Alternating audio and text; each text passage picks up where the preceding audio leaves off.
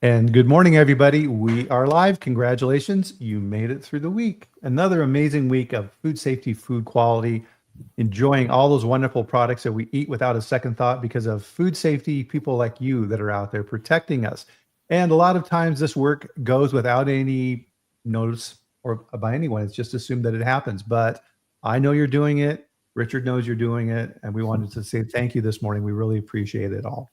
If you're new to the chat, welcome. Pull up a chair. This is the Food Safety Chat Live, and we are live streaming every Friday on LinkedIn and YouTube at 8 a.m. Mountain Time, 10 a.m. Eastern, where I get to bring on an amazing guest. And this is for you. What you'll notice with this conversation is it's exactly that. This is a conversation. This is not a lecture. This is not a bunch of PowerPoints. This is sharing of information so that all of us incrementally can get a little bit better because food safety, not a point of competition. We're all in this together and the public doesn't care. They just expect safe food. We're all doing the same thing. So really excited here today to have Richard Fleming on as a guest today. Richard, how are you doing today? Wonderful, man. Good to be here. I've been really watching the show for a while. And what's great is, so Richard has worked with Austin for a long time as well at Sage Media. And hey, there's Austin. Good to see you.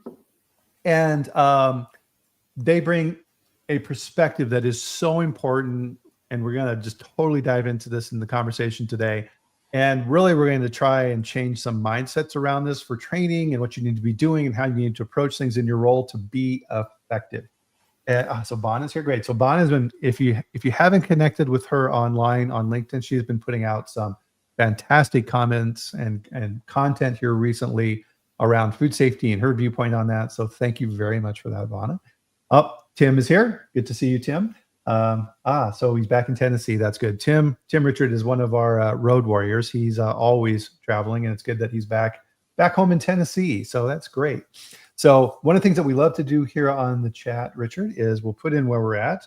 And I am in, there we are, Loveland, Colorado, where we've been spoiled with very nice, cool weather recently, but that has definitely changed.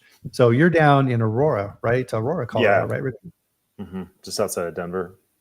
And I've been watching my weather forecast go up and up. I think next Friday they're now forecasting over 100 degrees. Oh wow! Okay. Yeah, Feels too early for that.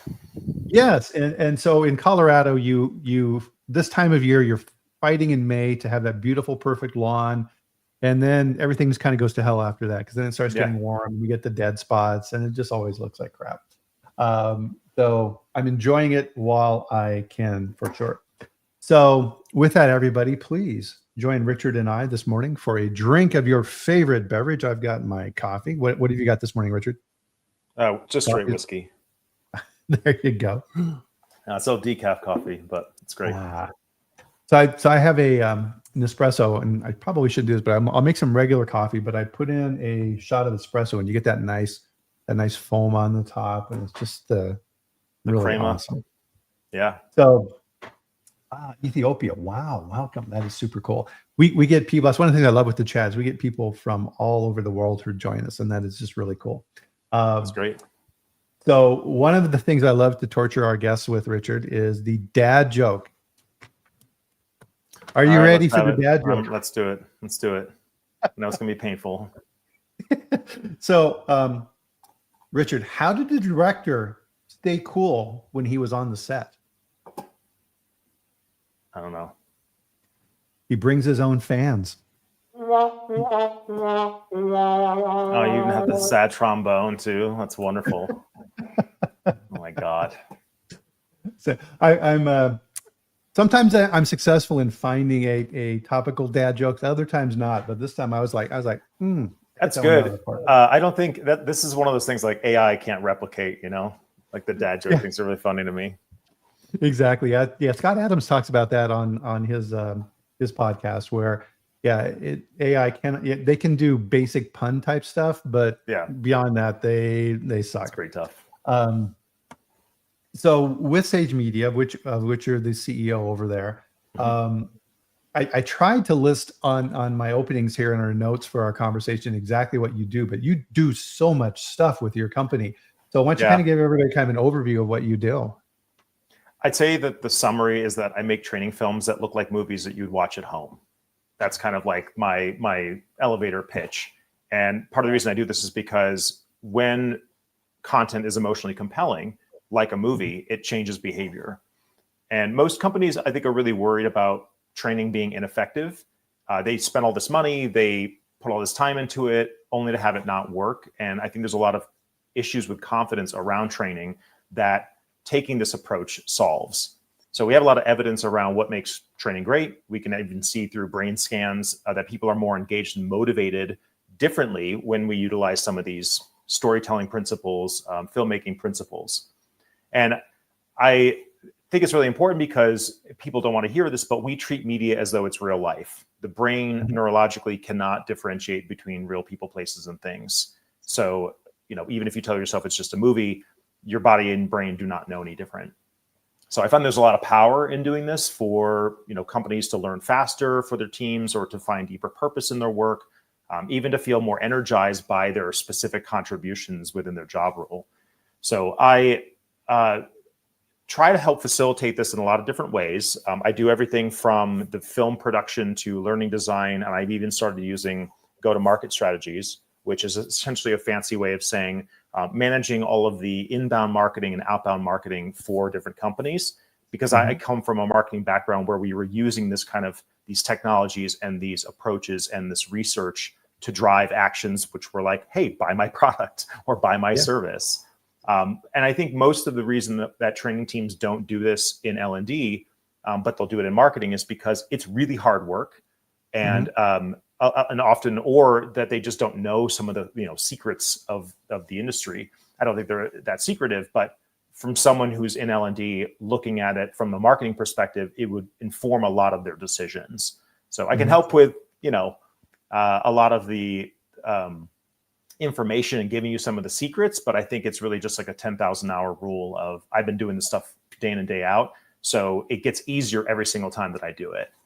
But you mentioned this. What's L&D? Oh, learning and development. So I anything in terms of human capital development, training, even compliance, I consider all that to be L&D. Gotcha. Well, and it's something that I've railed against here on the chat is, these god awful, and I'm sure you've seen them all the time too, is these god awful PowerPoints that we use in the industry to train people. It's the same damn PowerPoint that they've used for the last 10 years. Everybody views it as a chore and nobody wants to be there. They give a quiz at the end that everybody has seen and everybody has memorized the answers. An absolute waste of time. And as you were kind of going over the elevator pitch kind of for what you do in your business, is that when I tune into TV to be entertained or to learn something, if I'm watching Law and Order, it's not a PowerPoint presentation of how Lenny Briscoe catches the criminal. Right? It's a story with progression and twists and turns, and you think they got the bad guy, and then we got the wrong guy, and then the judge throws out some of the evidence, and it takes all these turns, and then in the end they get the guy. It's the same thing. It's why do we think that these stupid PowerPoints are effective in training people? We couldn't have picked a worse way to train people. It's just the lowest hanging fruit. And people think that it's not going to be that damaging. A lot of companies hold the mistaken belief that crappy training can't be that bad, but it's actually financially devastating. It's super expensive. It ruins the culture. It impacts the culture, lowers productivity. It's awful. And there's a huge need for improving training within, food safety in the food industry, because a lot of people make training that is neither memorable nor accessible. It's like, walls of text being like, well, how are they supposed to use this? What is the use case where they're actually drawing from this research? Is it like, I'm going to look it up on a wiki real quick, or I'm going to apply it in the field, or do I have to memorize it and apply it, master it? And I think we're seeing, AI tools come into this as a potential solution. But again, we're almost like using it incorrectly to a large degree. Absolutely. And so part of this really is, and for the event notification, I put this in here, is that an important skill in here is creativity. And I think there's a false belief out there, Richard, that technical people are not creative. Would you agree with that? Oh, absolutely not. Like I agree that there's that misnomer, but I think that technical people are highly creative. I mean, if you're a human being and you speak a language, you're creative, like by definition. And yeah, a good example of this would be engineers who develop, like to stay on the AI thing, with all the robots and all these things that are taking place right now. Engineers are some of the most creative technical people out there. And it's the one thing that AI really can't do. It doesn't have emotions. It doesn't have, personal experiences. It can't synthesize to the degree that creativity requires. I mean, creativity is nothing more than taking two seemingly disparate ideas and merging them in a creative, unique, novel way. Mm-hmm. Yeah, and that's a great definition, because as we were kind of talking about earlier this week, people like Albert Einstein, incredibly brilliant, but his intelligence was taking two weird things that were in no way connected and making that connection, and that's what intelligence is. Yeah, I mean, for the longest time, everyone thought that matter and energy operated in different principles, and he thought, well, I have to believe that the universe is so elegant, it would not have this weird bastardized systems. It would have a very uniform approach, and that's what had the major breakthrough. That was why they tell that story about him on the train. Yeah, but again, it's exactly that story. It's like it's really important to utilize more stories. Yeah, again, stories. Yeah, Newton and the apple hitting him on the head. Right? We all remember those stories. So part of this then too. Well, I was going to say, I don't know if you know this, but like my background was in physics. Like I went to school for physics, and one of the things I thought was fascinating about it is that it is literally a story. Like math is a language, and when you look at the evolution of formulas, they have some kind of etymology. They have a history that builds on each other. So it's like brick by brick. It's really fascinating to me. But well, you then are kind of a living example then of a person who studied a highly technical field who uses that to be creative. Oh, absolutely. I feel like I'm in a perfect space right now with my business. I love the work that I do. It's an equal blend of artistry and technical mastery. And I just really like telling stories. And the best way that I do that is visually. So, I mean, I feel like I was always drawn to filmmaking. Yeah, absolutely. And we've talked about this in the past. One of your clients had put together a video, and I saw a little bit of it, and it still sticks with me, is the video from the company where the woman is jogging and then she ends up in the graveyard. Oh, yeah. That's so because it gets people. Yeah. Well, because like, if you want to change behavior, you have to engage emotion. And the best way to engage in emotion is to tell people stories. It's the easiest, lowest cost form to do that. But with that film, I noticed that people would physically lean in as they were watching it. It made them curious, which is a really essential component when you're dealing with a lot of complicated topics, or you're dealing with non-compliance, employee non-compliance. The easiest solution to that is to have an emotional engagement. And this doesn't mean that you have to make people like, sobbing or angry. You just have to recognize that like their motivations fall under one of three banners. It's either fear, desire, or sympathy. If you can find a way to engage that in any of your discussions, in your GMPs, in your actual bylaws, in your, again, marketing speak or your operations, R&D, all that stuff will drive a lot more cohesion among your teams. Yeah. And that's a good example, is because, kind of putting that over into the real world.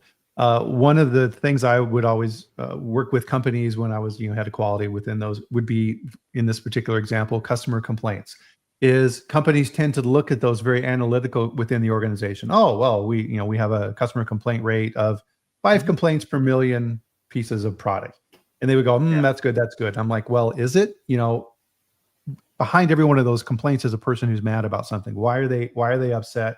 Why did they take the time to notify us? What trends are we seeing on that?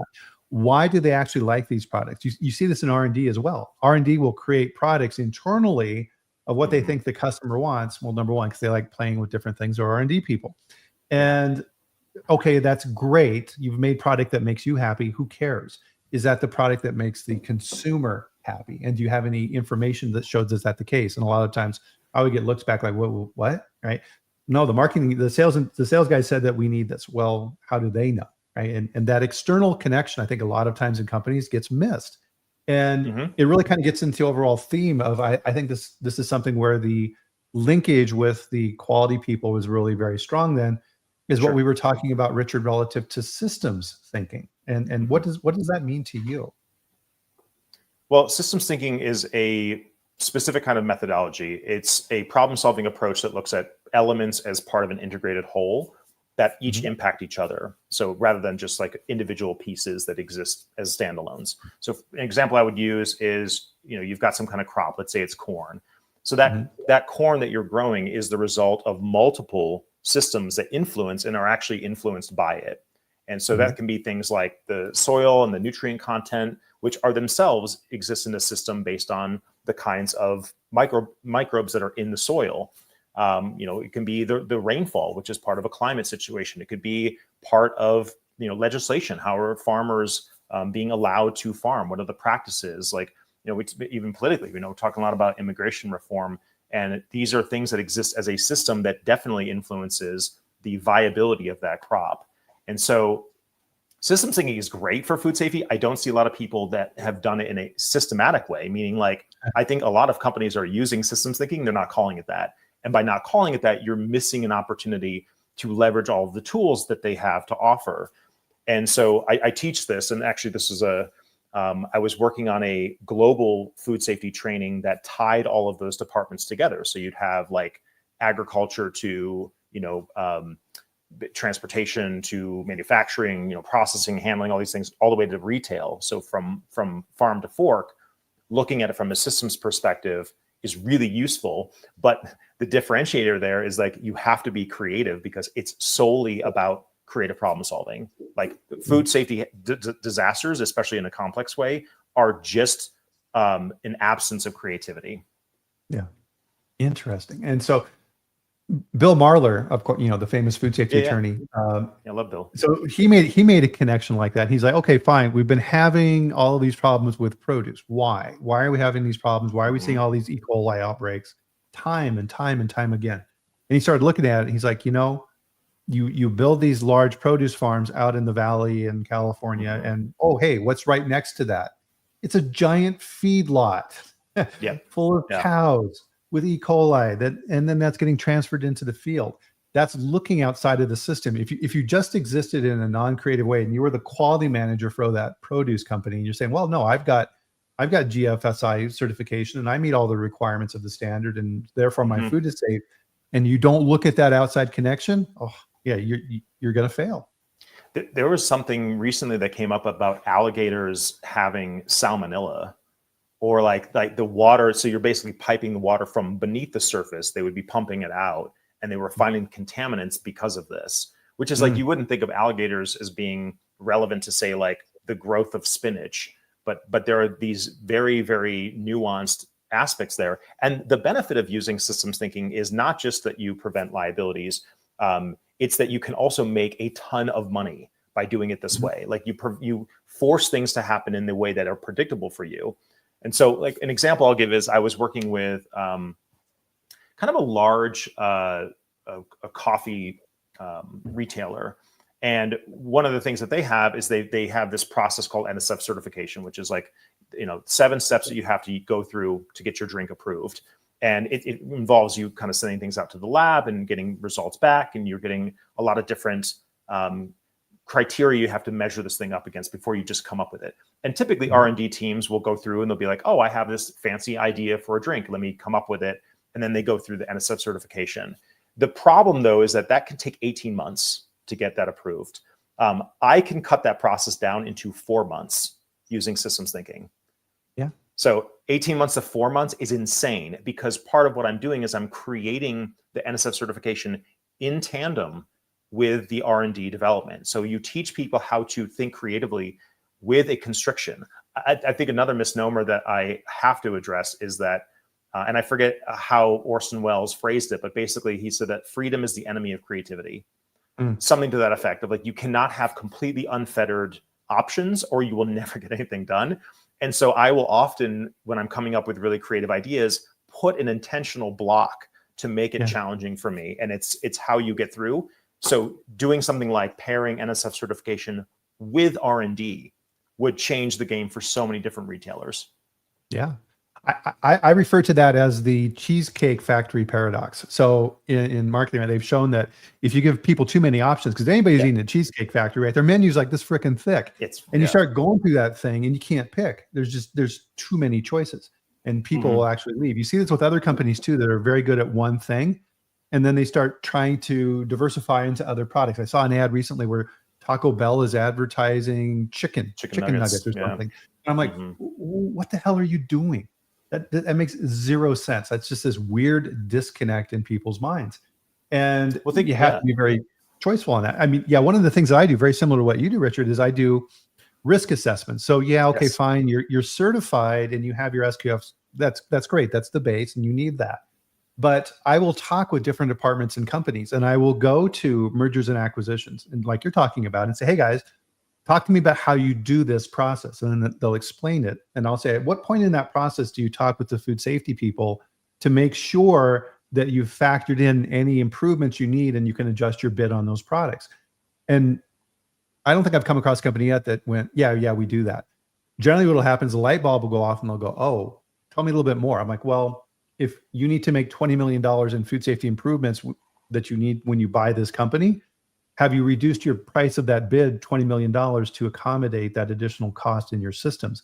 And if it's a deal breaker, you need to know that up front, right? And they're like, yeah. And that gets back to your point of accelerating the process. If it's something that's not going to work from a food safety standpoint, why are you even talking about it? You should stop at that point in time. For sure. Yeah, Tim, I agree with you. Tim is saying he loves the chicken strips here, but stay in your lane, bro. Exactly. Well, it also interferes with your USP. I mean, if you think about like the difference between McDonald's and Burger King, and Burger King has been peddling the flame broiled, the concept for a while. It's like, and I worked on those campaigns. I worked on Whopper Lust, and I worked on the Creepy King back in the day. Yeah, that was partly me. I was on that team, so wow. But I won't apologize for it. We sold a ton of burgers, but I think that the piece of it is like that. Trying to think of like what differentiates you and your specific company culture is a part of that. Like you want to be able to like stay in your lane, bro, because it's really important to know that you're not going to be a different company. And I tend to work with a lot of different companies, and I don't tell people whether or not their culture is the most effective or not. Like it's kind of like whoever stands out. Is Walmart better than Amazon? Like, are the cultures better? It depends on who's the last standing in some way. So there's something about the amorality of cultures that I think people get hung up on. They want to just do the best thing, where it's like more important that you have a specific choice, that you lean into that choice, and that you have tools to help facilitate making that culture the absolute best it can be, knowing what you know about it. Yeah. So deciding, who am I? What do I stand for? Yeah. What are those different things in the market? So one of the things on this creativity piece, and I think this is definitely worth bringing up because you'd mentioned this earlier a little bit with AI too, is that within this framework of what we're talking about for training in food companies and food safety, how is AI helping? And also, I think more importantly, it's not a shortcut, right? Is it? How is that hurting creativity? So it's a shortcut in some ways. I think that, as I mentioned, I think a lot of people are using it incorrectly. And they're kind of touting it as this like panacea that's going to fix all their problems. And they just don't understand really what it is. I think there's some really great uses for it. You're going to end up seeing it evolve more like, Google Maps. It's just going to be a thing that people use to kind of direct their day and help facilitate. But I think where it lacks is in the creative process, and people are trying to use it for that. It should be used to parse really large data sets and to help with assisting liability, like removing liability. Recently, there was something in California where they had like a 13,000 page set of bylaws, and they found some kind of like, passage about like legalizing slavery or something in there. And it would have taken people hundreds and hundreds of hours to go through that to find it and pull it out. But using AI assisted, I think it took them something like 80 to 160 hours. But that was of the system versus like years and years and years of litigators kind of looking through it. So, that's a really great use. And as a starting point for workflow, it's really useful. I'm seeing it being used in really egregious ways. And I'm also building a lot of AI tools to help people, like they call it like AI agentic, which is like one of the things I'm really excited about is this project called Craig. And I'll like have some more information about it when it's finally live. I'm looking for a business to sponsor this with. But what Craig does is it essentially becomes a mentor in real time. So rather than having like these massive amounts of information you're going through or sitting on an on-demand training course, you're getting your higher up who's become epitomized as an AI agent. And one of the things that the reason that I am doing this is because there was a man named Craig who worked for a company for 25 years. He was absolutely brilliant. He invented a magnet system that helped them improve the flow of their product and remove impurities. And he spent his entire life at this company. He was set to retire, and they wanted him to stay on retainer because he was so invaluable to the company. So they paid him 3 times his salary, just as being on call. And 6 weeks into retirement, Craig died. Ugh. And all of that knowledge went with him. They have none of the patents for that stuff. They don't have it yet. They've got their work documentation. No one's able to parse that kind of information. And they certainly don't get a sense of Craig as a person and the influences that the culture had on him over 25 years. The way he talks is very, specific. And the reason why this program I'm working on works is because it focuses on heuristics, which are the mental shortcuts that define mastery. So someone who is like a firefighter, Danny Kahneman in his book actually talked about this. He was doing these ride-alongs with firefighters, and he's trying to figure out, like, how do you know where to fight a fire? Like, what's going on? And they pull up to a house that's burning, and the guy looks at it and he goes, all right, team, in the kitchen, it's in the kitchen. We're going through the front door. We're blowing out the back wall. And they do it, and it's done in like 15 minutes. There's a crazy amount of time. And Kahneman later is talking to the guy, and he goes, how did you know it was a kitchen fire? And the guy goes, well, I saw the vent pipe for the overhead fan. So I knew that, it was very likely going to be in there. He said, but you walked right in the front door. What if there was like danger there? Why didn't you go around the back and address it where the fire was visible? And he goes, why would you push the fire further into the house and damage more of it? Blow out the wall. It's easy to fix. And we push the fire out, not back in. And, meanwhile, Kahneman's like, man, this is so crazy. But this guy had, a decade and a half of experience doing this stuff. So he knew. And that's the thing where we're going to see a lot of mastery being transposed.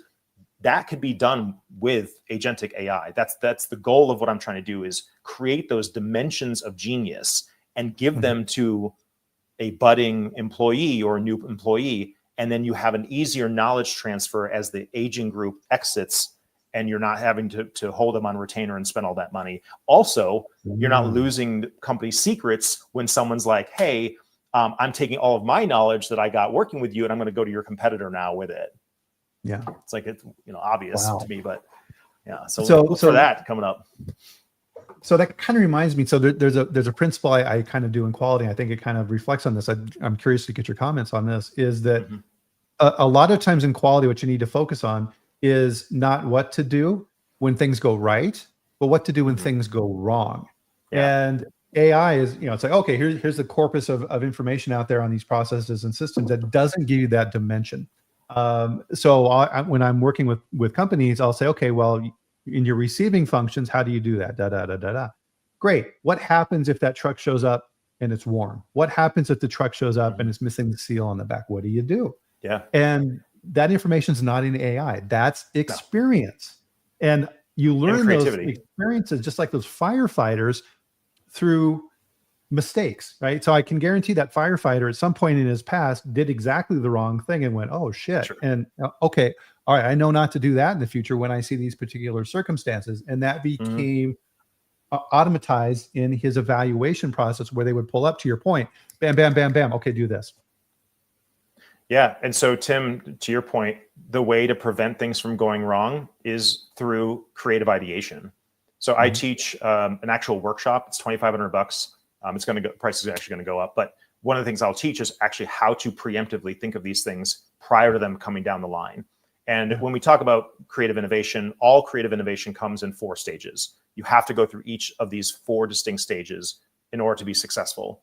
And the 4 stages are that you clarify what the problem is, you ideate a massive amount of potential solutions, you develop the most viable one, and then you implement that said solution. So clarify, ideate, develop, and implement.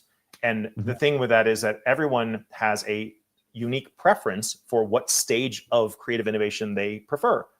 And if you are not in that stage, you tend to feel very drained. And when you are in that stage of preference, that zone of preference, you tend to be very energized.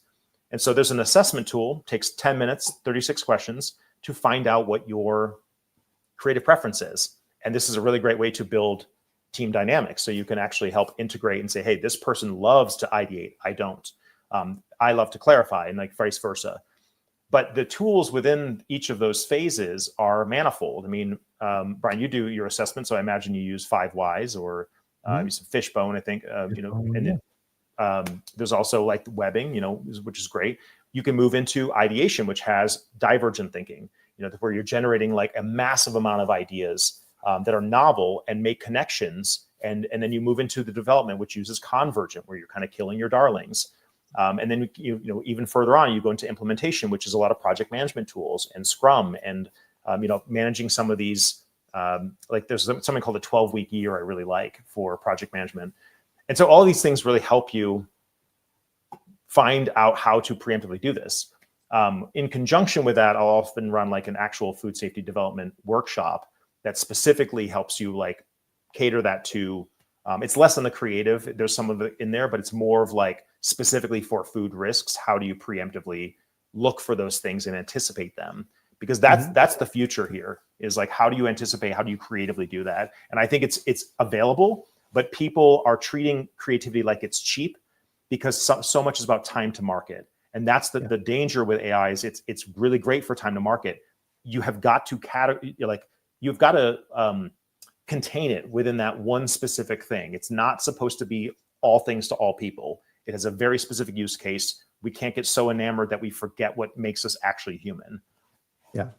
Well, it goes back to kind of with you were talking about with Craig, is that if I have a particular problem and I'm looking for a creative solution for that problem, I'm going to seek out a mentor who has expertise in that area. So for example, if I have a particularly difficult, let's say, environmental monitoring issue, I have a client and they've got this persistent pathogen in the environment and they can't get rid of it. And I've been helping them and I'm not quite sure where to go.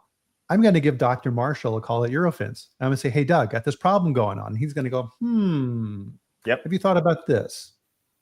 Damn, you're right. Let me go. Yeah. And then just with that one little question, he'll send me off on a new path. Yeah. Well, and even like you mentioned the film that I had done for that food company. One of the plot twists in the movie was that the contaminant was salt. And there are people that were like, I've worked in this industry for 30 years. Salt is sterile. And I go, well, not in certain contexts. And like new research has come out that showed that. And it broke their brains because they had not realized like, oh my God, everything I thought I knew is changing. And if you're not adapting, you're dead. Even if you're maintaining, it's like inflation, right? Like you have your money in the bank account, you're not going to beat inflation. You have to like decide there's a certain degree of growth that you are going to implement every single year. And that curve is getting exponentially higher. And so we can approach that from a very doomist perspective of like, oh crap, I'm not going to be able to keep up with the times and I'm just going to be put out to pasture.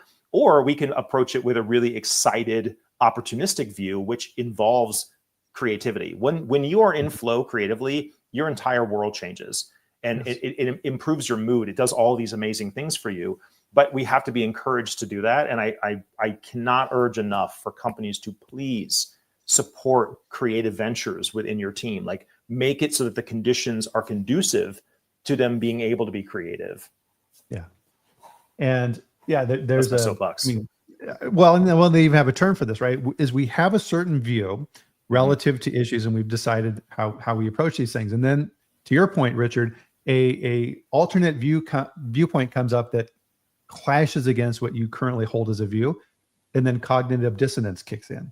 And your mind is just like, right. And it tries to figure out ways to continue defending your existing viewpoint, even though you see evidence to the contrary.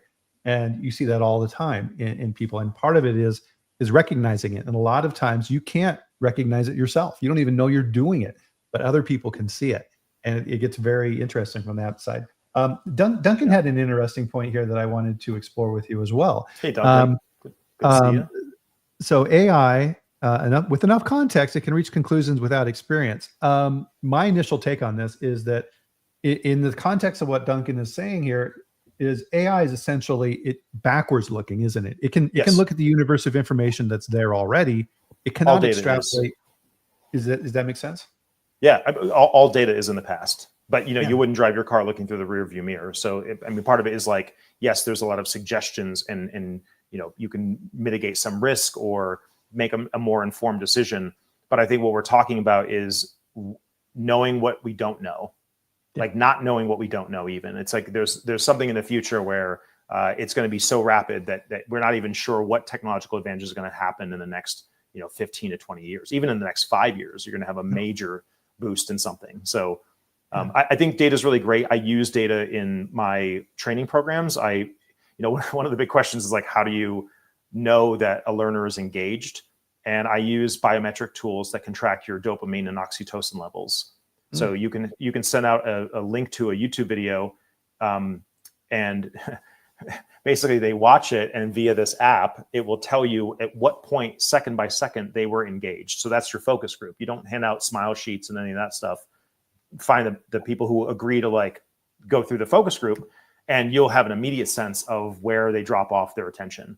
And I see this a lot with training programs where you have the nugget of truth, or like the thing you want them to learn, or some kind of call to action that comes well after people have checked out.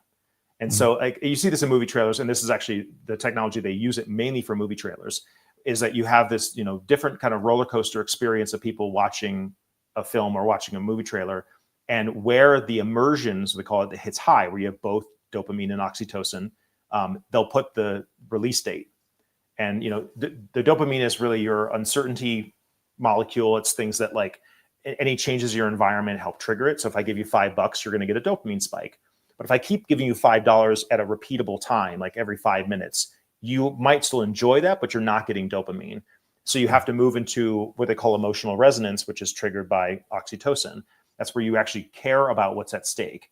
And so a lot of training, like you might be able to get people's attention by like, flashing something in front of their face. You now need to move into why this matters to them. And that is something that like you should be tracking. The app is like $134 per year. So like, it doesn't cost anything to do this, but these are technologies I feel like if people are using data in real time, it becomes a little more interesting.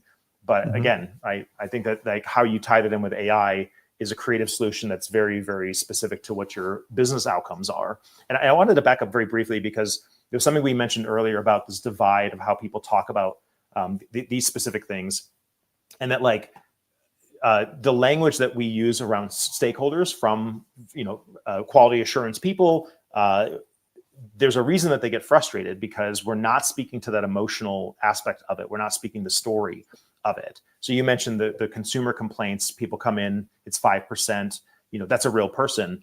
It's also why quality assurance frustrates stakeholders, and stakeholders frustrate quality, is because they're not speaking that same language. And so taking all of this in kind of, holistically, we have to really radically change how we're communicating across the board, across these different silos. Right. Well, and you'll often see this with successful advocates for a cause that are rallying politicians or people to their. It's because they have a personal stake in it. It's like, I went through this and my child was hurt by this, or some type of tragedy that they can personally relate to and connect with other people. And other people can then say, oh my God, how would I feel if that happened to my child, or something like this? Yeah. Right? That's the story you need to tell. Absolutely. That empathy is really an essential part of it. And I think, a lot of food scientists and people in quality, I think they have a bad rap for that sort of thing, like the empathy aspect of it. I'm just, as like an FYI, I'm like highly autistic. I mask very well. But a lot of my peers in food safety are also neurodivergent. And it comes out a lot that, there's a disconnect between that. And the reality is like, I think a study came out recently showing how autistic folks have a lot more sensitivity to emotion, even if they don't express it. And, so I think part of it is like this double-edged sword of, we want to use more emotionally compelling materials, but it can feel very overwhelming. And so there's some mitigation of that, which is why I'll run these workshops, because I don't think it's about being as extreme as possible. It's about catering to the specific message and the emotional triggers, the positive emotional triggers of your audience. With that, the food safety video you're referencing with a woman in the graveyard, that was a very extreme training because we had done research to find out, is this going to hurt people like emotionally, or is it going to motivate them? And you do that through anthropological research, needs analysis, a lot of the stuff that you're doing, all that discovery, but you pick the message for the right audience. Wow. Well, and I think part of this too, right, is as we were talking about, and this kind of goes back to your 4 points that you were making, which I wanted to reemphasize again. So when you're working on a problem, right, your clarification, ideation, development, and then implementation. And what I see sometimes is, again, this is back to that internal focus. I'm the quality manager. This is my problem. I'm going to fix it. I'm going to figure out the solution on my own. And to your point, there's of those 4 different stages, there's things that you naturally gravitate towards. So if you're quality guy, it's probably going to be clarification. Okay, I need to establish the reason that this happened, as you talked about the 4 whys or whatever. And then I'll extrapolate a reason why that happened. And in quality, if you're on the receiving end of that, that's really easy to see. Because if there's one thing I hate, and if I saw this, it was a major red flag for if I was dealing with a supplier or a co-man or one of my plants, is I would give them an issue. Say, hey, the consumers are saying this. We're seeing these type of complaints. Go back and investigate. Number one, I would get a response back a couple of days later. And the response was retrained operators. That told me everything I needed to know. Number one, you did zero work. You've told me nothing. You're just glossing over this, and it's going to continue. I need to send somebody in there to figure out what's going on. The most obvious question, if I wanted to pound somebody on the head, would be, well, if you know that your training was ineffective in the first place, why in the hell do you think it's going to work now? Dude, that it bothers me so much. Like I'll tell people that only 10% of training is effective. That's the research, right? And we spend globally $480 billion with a B on training. And the fact that everyone in learning will be like, oh yeah, 10%, that's about right. Like I heard that. I'm thinking like if FedEx only delivered 10% of their packages, like they would not be in business. So why are we somehow like okay giving training a pass that it can be ineffective? The literal reason it exists is to bridge a skill gap. And so most of the training I'll do is actually skill based. So if you have a program, it's like, what do you want them to physically do? Like, what do you want them to know? But what do you want them to do? Like, and how are you going to observe that? Hand washing and some other like non-compliance stuff is really obvious because you can look at that and say, yeah, they did or did not do the thing I wanted them to do. But it's something that like is still missed because people think, well, I want to make them aware of pathogens. It's like, awareness does not motivate somebody to be able to do anything differently about it. Like I know that I shouldn't be eating late at night, but I'm going to anyway, if I don't have these other systems in place to help prevent me from doing that or other kind of motivators. And so, I always go back to storytelling because storytelling creates that inductive learning experience. It drives curiosity and you want people to be able to figure out their own solutions. So if I tell you a story, you're going to try to figure out what it means on your own. If I just tell you the underlying meaning, you're going to be like, stop preaching at me. If I'm like, hey, like, don't be distracted or it'll lead to disaster. You're going to go like, yeah, I know. But if I tell you a story about, someone who was texting and driving and died, you'd be like, that's really awful and compelling. Like, I don't want to repeat that. And so it's a nuanced thing, but those kinds of aspects are really important because it gets somebody to actively engage in their own development. That's key. Yeah. And I mean, yes, a couple of points on that is that, that preachy personality, when you said that, Richard, the immediate vision that popped in my head is the Karen videos you see on YouTube, right? Yeah. This lady who's like, you can't fish on this pier. And the person's like, well, what are you talking about? You can't be, just that whole lecturing attitude associated with that. And the other piece of it was on that emotional connection is texting and driving, right? It's like, you shouldn't text and drive. Oh yeah, sure. Right. We see people doing it all the time. And if I see somebody, I'm going down the highway and I'm like, okay, I'm staying far away from that car. But in particular, there was a commercial that was put together. I don't even remember who it was, which shows the power of this is that they would put up text messages on the screens and be like, be home in a bit. And then the mom would come on and say, that was the last message I got from my daughter who was texting coming home. Yep. She died in the car wreck. Yeah, literally, like I built a storytelling how-to course for learning designers, and that's like the opening story was my eldest son. I actually read a story about that exact thing. It was like, be there soon, and it was like never made it. And so it was like this thing of how awful that was, that was left in the message. It was unsent. It was like the crazy thing for me. So those are the aspects where you're driving a behavior, but there's a formula for it. And I don't want to get like too into the weeds with that, but it's very much about like, even I think about Hubert's point here with stakeholders having different interests or profits, like or profit in mind. I think that you guys that work at a company together all have a unified vision. Otherwise, you would not be able to do business. Mm-hmm. I think that the way that goal comes about and manifests is different. Like the technique or the strategy you use, that's your job role. And so one of the things that helps is when you can unify your message to align with that overarching goal. So knowing that like if profit is an issue, you talking about quality, you can obviously make a case for profit. And I think that it's both things, right? Stakeholders need to talk to the language of their other team members as well. But it really changes the narrative when you say, like, I'm going to tell you the story that aligns with what the company ultimately wants and why we're all here together. Yeah. Yep. Absolutely. So I think this all kind of links in within our conversation as well, is we were also talking about change in the marketplace, because that's really what we're talking about here, right? Is we need to be able to adapt and react to this quickly, and creativity is key in that. So we were talking about earlier this week about like unexpected factors. So I definitely wanted to get into that a little bit as well too, and how that impacts what we do. Mm-hmm. Well, specifically, like what aspect of that? So the example I was thinking of was like all of a sudden Ozempic hits the market, and and we're seeing now that snack food consumption is way down. Yeah, well, and there was a story that came out recently I thought was interesting. I think they're called Dave bars or David bars. They're a protein bar, and the guy the head of it acquired a different company for $75 million that had a patent on some kind of plant-based oil or substance that has an insane calorie to protein ratio. So like very low calorie, very high protein. And he has the patent, and now no one can use that ingredient.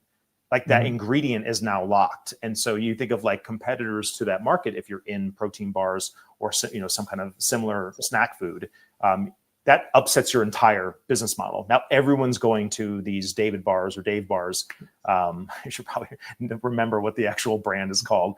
But Ozempic was the same thing. Like we saw sales dwindle from snack food companies because people were not, interested in that. That is a completely tangential event that has implications that are beyond or more than adjacent. They're directly impacting our business.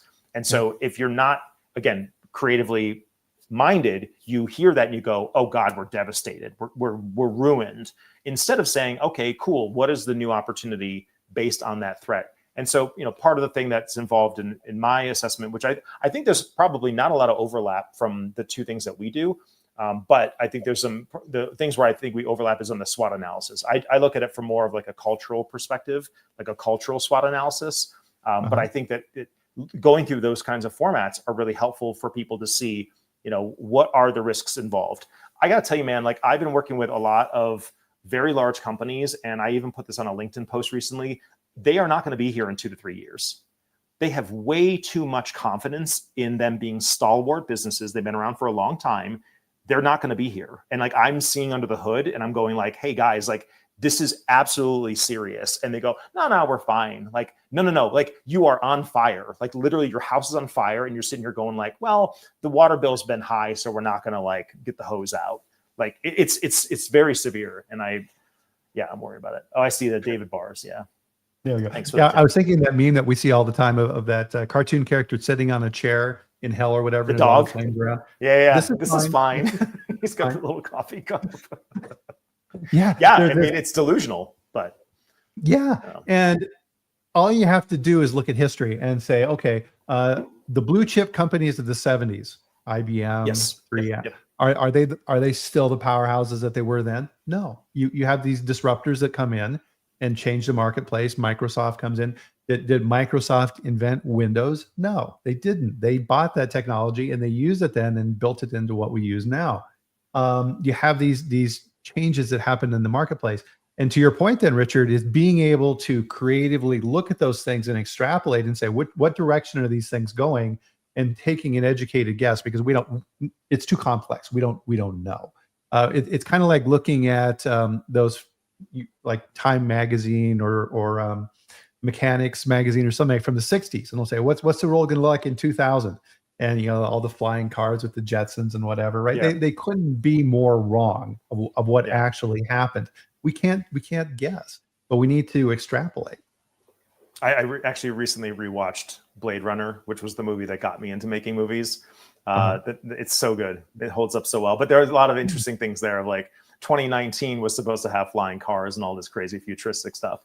And so the expectation is not there. It's not matching what the reality is. But I would also say too, like in the context of these larger businesses, a lot of them have USPs that are not as resilient as they may think. So you'll have like a food company. I mean, that's what we're talking about with Taco Bell pivoting, because they know that the staple of their business is not apt for growth. They're fixated on growth, and they've saturated the market. They're probably noticing a decline, and there's not much more to offer. We're seeing this with Starbucks in terms of their menu strategy. They're trying to do these different things to bring people back in. But all of this is moot if you don't have some of the underlying processes and procedures in place that are going to help you reinforce the culture. Like a company like Starbucks, if they had one food safety disaster, would level them. It would tank them overnight. I'm seeing this with, it's similar to Duolingo being like, we are now AI agentic only. We're getting rid of our developers. They lost a huge market share because of that. That one announcement, which they thought was going to be this great deal, we're on the trend for AI, catastrophic results. They were backpedaling their entire social media campaign. And I would hate to see companies like that in food do the exact same thing because they are just worried or they don't want to rock the boat. You can make informed decisions that have an impact, but you have to think of it creatively, and they're just not. They're doing what has been done. And this is actually why I got out of advertising. I've done a lot of stuff in advertising. I edited a Super Bowl commercial. Like, I worked with the largest brands in the world, but it got to a point where we were just remaking commercials that had been successful at Cannes 3 years prior. So you'd see like a Coca-Cola commercial I had done becomes like an Ambien ad. And it's like, I didn't get into this game to not make an impact. I want to make millions of dollars for my clients, hundreds of millions of dollars for my clients. And that's like not going to happen if you're doing business as usual. Yeah. Well, it's a common refrain I hear from people relative to movies, right? It's like, they're all remakes. It's like, no, no, don't take my favorite movie from my childhood and make a new version. Go to hell, right? No, do not do that. Yeah. Well, and actually to that point, this is perfect, because on the surface, the executives are saying it makes us money. I don't care what you say, it makes us money. It's why all the same actors are the same. Like they've got like Jack Black in all of the gaming movies. He was in Super Mario Brothers. Now he's in Minecraft. There's a reason for that, and it has quarterly profits. It looks good in that temporary space. But there's a saying of like, marketers think in years and salespeople think in quarters. It's very much that. And so we have not seen the complete devastation of it, which is why I say in 2 to 3 years, these companies are going to go under. They may even look profitable. They're not going to be. And I hate to be that harbinger of bad news, but like the writing is on the wall. I've done this for 17 years. I've seen every iteration of this in every industry. I've worked across the verticals, from hospitality to manufacturing, industrial, CPG, food, you name it. So it's an interesting landscape where we are now, because that window is being shortened dramatically. Wow. So let's kind of bring this back then, kind of for the technical people in our audience. So we're all part of a company. We want our companies to be successful and helping to understand these things. So how can technical people effectively communicate these type of strategies to non-technical people? So taking all this analytical information we have and then converting that information into these other groups so that they can relate to it and act against it. So much like you have data storytelling, you need to have storytelling for other kinds of initiatives and asks. And it's very simple if you have a tested framework. So you can use a framework for storytelling that I use. There's a host of them, and they change based on like, am I telling a testimonial story or a case study story? I have to frame that data in a very specific way. For testimonials, I really like the problem, attempted solution, actual solution framework. So a company says, hey, I had this issue. I tried these other things. They did not work. And then I used brand X, and all of a sudden now my life is complete. So very simple things like that. But like, and all of this is in a storytelling course that I teach, but I've also got free webinars on my YouTube channel for Sage Media that you guys are happy to take a look at. I try to explain this stuff as much as possible and make it accessible. It can still be hard if you haven't been doing it, like I said, for 10,000 hours. Well, it's your firefighter example. You know, not to go in the front of the building. Oh God, dude, I can look at a video in like one viewing, tell you 20 different things that you could do with the content you shot. You wouldn't have to reshoot anything to improve the effectiveness of that video. It's that bad. Right. And I'll do that for people. They'll like send me stuff and they'll be like, hey, how can I make this different? Yeah, well, right? and it kind of goes back to what we were talking about with Duncan here as well. I can't put a question in AI that gives me the answer you're talking about. I can't put the question and say, hey, AI, what's wrong with this training I just created? You aren't going to get an answer back for that. I'd also say that one of the things that we need to implement more is psychological safety and the environment for creativity. Like what gets funded gets rewarded. And often companies are just they're not putting their money where their mouth is. And I've seen a crazy downturn of spend. So normally like I'm flush with clients. I don't advertise. This is the first year that I've noticed it really drop in terms of training budgets and marketing budgets, which is, it's somewhat typical in an election year. It doesn't matter the president. There's always a bit of a decline. This is the worst. And I think because people are feeling a sense of uncertainty, and that's forcing them to make really fear-based decisions, which are not good. Like when you need to be rational, and they'll tell you like, no, I'm being rational, but it's not. 95% of our decisions are automatic and emotional, and we later rationalize them after. So, yep, that's 100% true. We were talking about this on Monday. If you're looking for a new car, you're attracted to that fancy sports car. You should probably buy the economy car, but you love the sports car, and you'll figure out a way to justify the sports car. Well, the sports car, it's an Audi, and it's got all-wheel drive, so it's going to be good in the snow. So that's going to be better than. No, it's not. You're just justifying your emotional purchase. One of the best campaigns I ever saw was, do you know Blendtec, the blender? I've heard of them. Okay, they're like a $600 blender, like upwards of $600. They have a 1 horsepower motor, all this stuff, like the specs or whatever. What got me to buy like 2 of them was because they had a show called Will It Blend? And the guy would blend, he would blend an entire broom, like literally put a broom into this thing, or like iPhones or cubic zirconia. And it was really like this very dry humor, kind of like dad type. And he had these little dad jokes that he would like issue throughout, but he was the owner of the company. This was the most successful campaign I'd ever seen. And it just was like that, again, feeding to the emotions of, I like this guy. He's demonstrating the value in real time, and I'm emotionally compelled to buy this really badass blender because it's going to do all these other things for my life. Super cool. So right, I put your website in here, and definitely. So you had mentioned as well, Richard. Cool. You have other links to put into. Yeah. So I'd love it if you guys would connect with me on LinkedIn. I'll put some stuff here. There's also. I think it failed to post to you. Let me see if that works. I think it may went in the private. Just put it in the public area. I think I can pull it out of private. Let me try this. Yeah, let's see if we do. Well, as I'm doing this, we're getting a little short on time here. What would you kind of like to leave everybody with here today? Kind of closing thoughts at the 30,000 foot kind of summary level. I would say, embrace your creative self and strengthen that, because that's really where you're going to have a competitive advantage, even moving forward from an employment standpoint. And I think, and also, Bryan, would you mind putting my LinkedIn profile there too, just so folks can connect with me? I'd love to answer any questions if you have it. But yeah, I think the main thing is just embrace the fact that you are creative, emotional people, and that's okay. And that there's a lot of potential that can come out of that to use more stories where you can, collect them, go through some of the frameworks that are on the YouTube channel, and let me know if you have specific questions. But I think that this is a really great way to get what you want. One of the things that I've had a lot of success with my training programs is that I'm leveraging the budgets from other departments. So I don't just, quality assurance usually calls me and says, hey, we have this issue. Can you help us fix it? And I say, great. Yeah.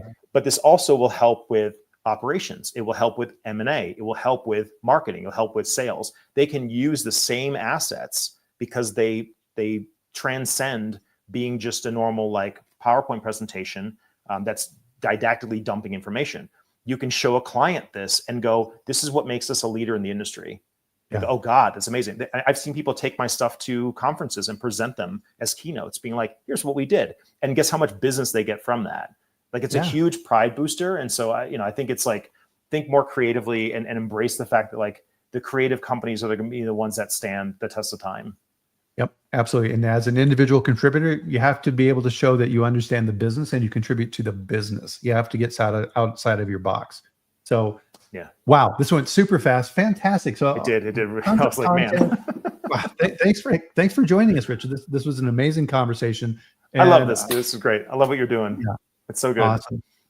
So with that, guys, we're going to bring our chat here to a close for this week. Thank you, everybody, for joining us. Amazing comments that we had here today. The community that we've built here, Richard, and the groups that we're able to share this information. I love it. So we'll be back here. Yeah, absolutely. Wonderful comments. Mm-hmm. So we'll be back here next Friday at the same time. So on LinkedIn and YouTube at 8 a.m. Mountain Time, 10 a.m. Eastern, we'll bring another amazing guest like Richard onto the chat to bring content for you to make everything a little bit better in your life. But in the meantime, enjoy your weekend. Have a good time. Go out there and enjoy the sun, and we'll join it, and we'll do it all again next week. So thanks, everybody. See you then.